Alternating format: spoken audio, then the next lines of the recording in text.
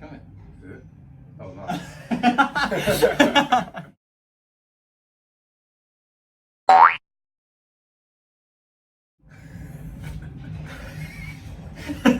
I love that. All right, shall we get going? Should we do this properly? All right, guys. So today we just want to thank Courtney, Gaffney, Pritchard for the. There's going to be like horns today. Horns? Yeah, like she'll be like. Oh. Yeah, not like an actual horn, not an actual horn. So the fantastic topic that she gave both of us to talk about was stretches before and after exercise. And again, as always, me and Ben have a pre-conversation before these debates to kind of make sure that we know where we are in terms of what we're talking about here, right? Well, we can appreciate our tangents, can't we? So Yeah. both of us, when we talk about stretching to each other, it means slightly different to you than it does to me with the therapy and the rehab work, and what I would teach people with stretching is going to be a little bit different to how you'd warm up for your kickboxing or your calisthenics type of training. And I think that's the big thing, just a starting point, is stretching needs to be specific. Yeah. It's very specific to me and my clients, it's going to be very specific to you and your clients. Of course. It needs to be specific, wow, to you watching this. That's it. So, Ben, what would be the difference between, or what would you say would be the difference between stretches pre-workout Yeah. as opposed to stretches post-workout? So beforehand, I think the biggest thing is you're priming your body. Yeah. Okay, so on an average level, let's talk about people in the normal sort of gym that could be watching this rather than any kind of athletes. If you're kind of doing what's called dynamic stretching, a lot of movement based, even some gentle body weight squats, movement stretches are in and out of a stretch position, maybe a slight, I would say up to a 10-second hold would be fine, but we're working through different planes of movement. So we're not just kind of putting an arm across, it could be more of a case of I'm going to work my shoulders side to side. Afterwards, you are just going for a static hold, so that sort of into the position of a stretch, make sure we're encouraging a position, feeling that input, and hold it. Yeah, so when we get into that end range, really kind of producing that isometric, producing the static part of it. There's no point producing the static part of, let's say, a pre-workout drill here when you've got this much range. Absolutely. So I think the two key parts of like pre-workout, for what I'd say as well, would be my mobility. Like Ben said, you're priming yourself for what is to come. Yeah. So imagine we've spent, 9 hours of our day in work sitting at an office. Are you really going to come in, throw yourself under a bar, under tons of load and resistance, and squat? Surely it would be better to prime those muscles, let your body know, hey, this is what we're going to do, but we're going to do this with so much more effort, so much more weight, but your muscles then they're ticking over. They're like, okay, so I'm probably going to do this movement. I'm most definitely going to do this underweight. I'm going to survive. And this is where I think it gets a bit complicated, because stretching wants to be movement based, and to a point obviously so does mobility, but a lot of mobility drills that I would use would be isometric or static. So you could be in a squat position just holding down, and you can then start working your hips in and out. So it's very kind of dynamic, but you're still holding a bottom position. So realistically, as Naim's saying, is it's got to be a bit of a mixture of both, with the emphasis more on either movement if you're warming up, or static if you're cooling down and stretching at the end.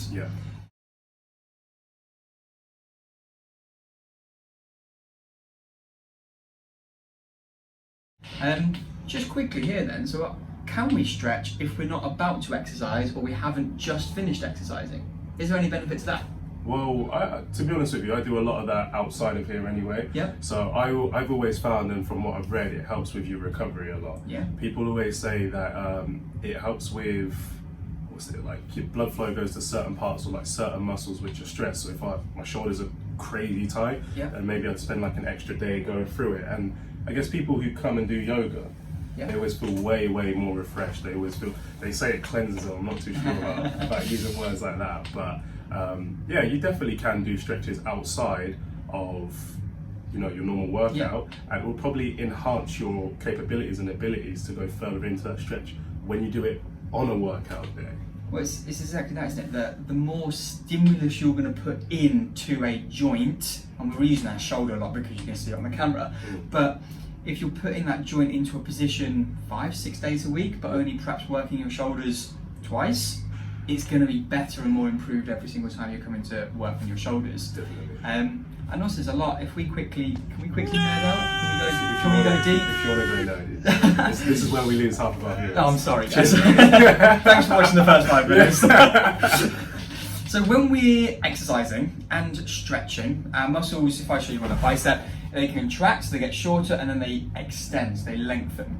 Now, each time we do this, there's a sensor that goes off. So we're contracting, sensor goes off, we stretch, sensor goes off.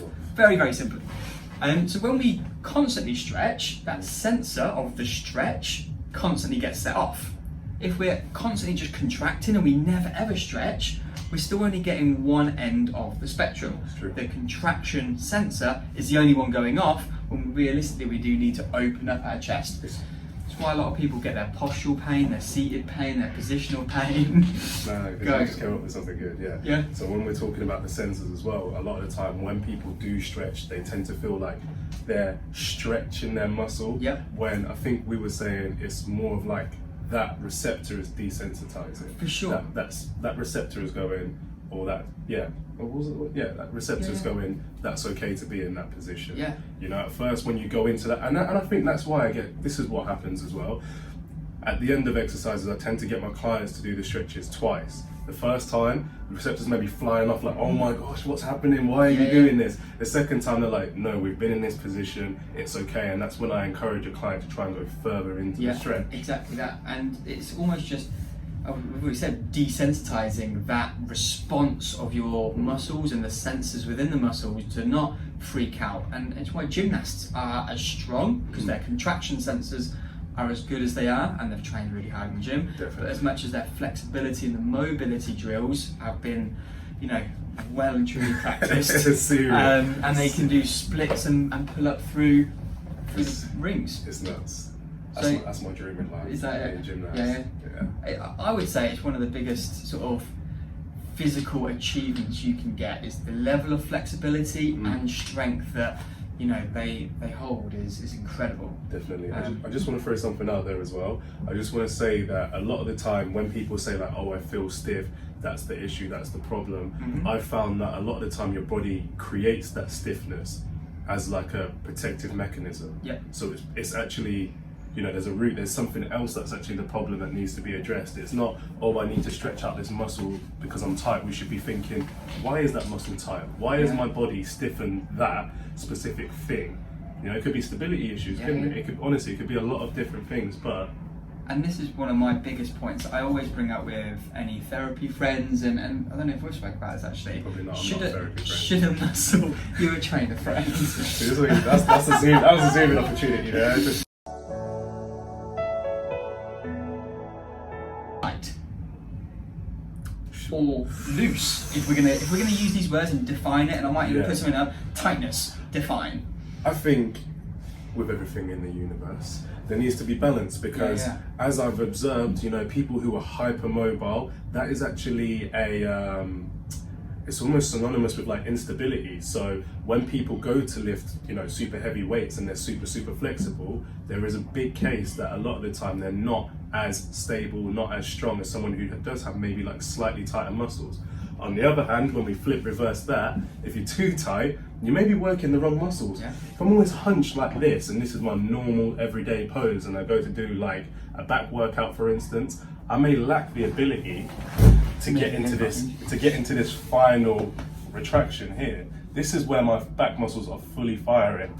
The only portion of them are firing here. I may be including more shoulders, maybe including more biceps, and those two. We'll stick with those two for now.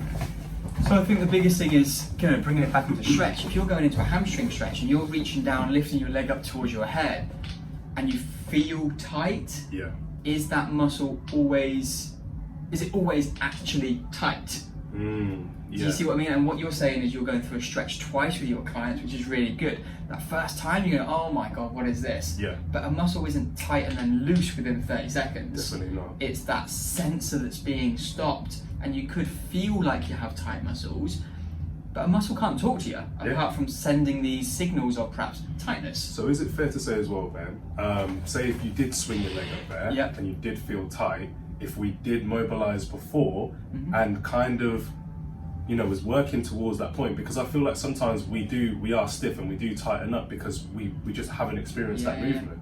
Like if I haven't done kickboxing in 2 months and I come back and then try to swing my leg up here, of course you're going to be tight, because your body's going to be like, whoa, hang on a second, why is that all the way up here?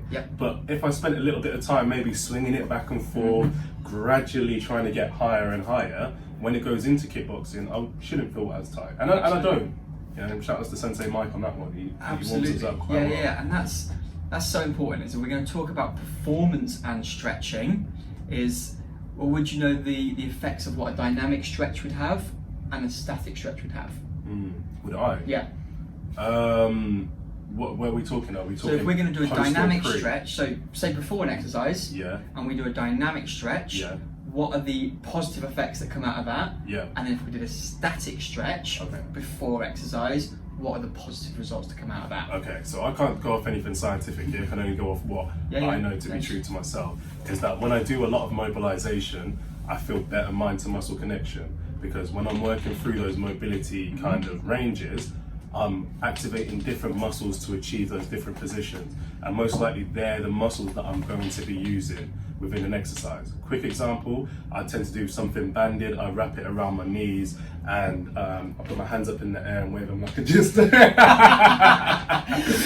I drive my knees out to use my hips. Now you see, when you're in a squat, you want to be driving your knees out, so that's all to do with like your glute medius, maybe a bit of minimus is in there as well. But if I don't do stuff like that, I don't tend to coordinate myself properly, so it helps with my coordination. A second thing is, if I'm able to coordinate those muscles, I'm then using more muscles within that movement, so my force production tends to be higher. I tend to push better weights when I mobilise, so I've realised that there is the perfect thing, like alarm bells for me going off. The dynamic stretching is going to improve your power output, your strength, and also your kind of reaction times. Okay, static stretch is going to pretty much keep most of them the same. Like you don't necessarily lose performance, but your flexibility will improve. As we'd expect, if you're holding a position for 30 seconds, going into another position that's going to test that flexibility is going to improve. That kind of makes a bit of sense, doesn't it? Definitely. So the science is really going towards that, a mixture of both. If you could improve your power, reaction time and strength, as well as a bit of flexibility, you're getting a big win there. Obviously, for average people down in the gym that don't warm up properly, don't stretch, 1% improvements. It's seriously true. So I think, unless there's anything else to add, no, it's good. We need to demonstrate to you guys, good mobility and I guess isometric drills that you can do before your workout. This is a two-part, by the way, forgot to say this. So we are also gonna, do a little bit more of a discussion as well on static stretching and show you some static stretches. But just remember, stretch. Please, people don't stretch enough. And they're like, I don't want to do that, it's a waste of time. Well, when you look like this, mate, it's a bit awkward, isn't it? It is a bit awkward. You're always shrugging your shoulders, you're always never knowing, are you? But also from a real kind of ego point of view, you can improve your performance by stretching. I'm just going to sit like this so everyone knows now. You need to stretch. Yeah, exactly. I have stretched, so I'm looking alright. Shall we sign out? See, that was easy. That was easy.